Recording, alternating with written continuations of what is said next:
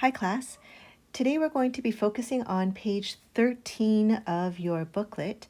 But before we go into that, I just wanted to spend a few moments refreshing our memories on the 5 parent functions. The first one being a linear function. And here's like f of x equals x. That's our generic one, our home parent function, and that's when it goes through 0, 0, and it's a perfect diagonal. But often they don't look like that, and so sometimes lines can look like, y equals 2x plus 3. Sometimes the equation of a line can look like this, plus 5, or even negative 0.2x minus, 7. So these are all examples of lines. And notice that the x doesn't have an exponent, and that's what makes it linear.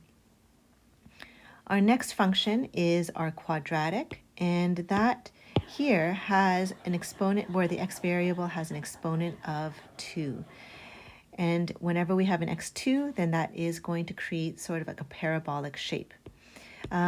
Examples of that, though, sometimes they get shifted or stretched. And so throughout grade 10, we worked on different parabolas and graphing them. Sometimes it looks like this, x minus 2 squared plus 4. Sometimes it looks like negative x plus 5 squared minus 3. So these are examples of parabolas.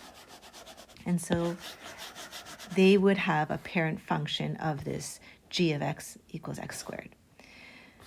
Our third parent is this absolute value, where we have the absolute symbols here, and that's obviously an indicator of those functions. We have the square root, and that would be the telltale sign that this is a square root function because the square root symbol shows up. And the last one is if our variable of x is appearing in the denominator. And so in that case, that would be a reciprocal function.